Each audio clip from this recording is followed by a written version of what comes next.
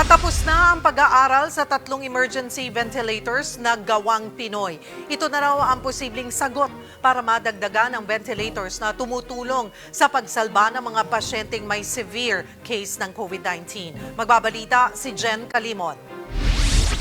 Mahalaga ang mechanical ventilators lalo na sa severe COVID-19 cases. Binobomba kasi nito ang hangin diretso sa baga ng pasyenteng may malalang respiratory disease. Yun nga lang, dahil tumataas ang COVID-19 cases, dumarami rin ang nangangailangan ng ventilator. Sa tala ng Department of Health, 60% na ang nagagamit na ventilator sa Metro Manila, habang 40% sa buong bansa.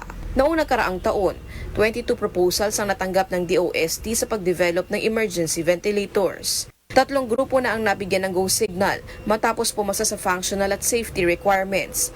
7 milyong piso ang budget ng DOST sa proyekto. Isa sa napiling disenyo ang SIGLAVENT na imbensyon ng mga kawani at teacher engineers ng Technological Institute of the Philippines o TIP. Gumagana ang SIGLAVENT sa pamamagitan ng pag-compress ng ambubag upang makaproduce ng volume na isusupply sa isang pasyente. May computer system ang makina na siyang magkokontrol ng respiratory rate at tidal volume ng ventilator. Pwede itong kabitan ng oxygen tank. Mayroon din itong alarm at backup battery system sakaling mawalan ng kuryente sa ospital.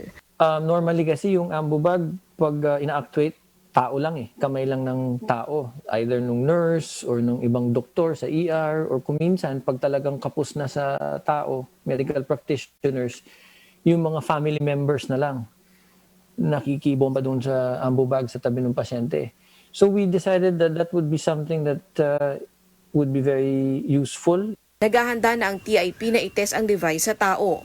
Matapos nito ay mag-a-apply sila ng Emergency Use Authorization sa Food and Drug Administration. Ilan pa sa mga napiling imbensyon ng Spiritus Vitae ng Don Bosco Technical College at ang Neurovant ng NeuronMech Incorporated. Sa susunod na taon, target itong mai-mass produce para mabenta na sa publiko. Para sa 1PH, Jen Kalimon, News 5.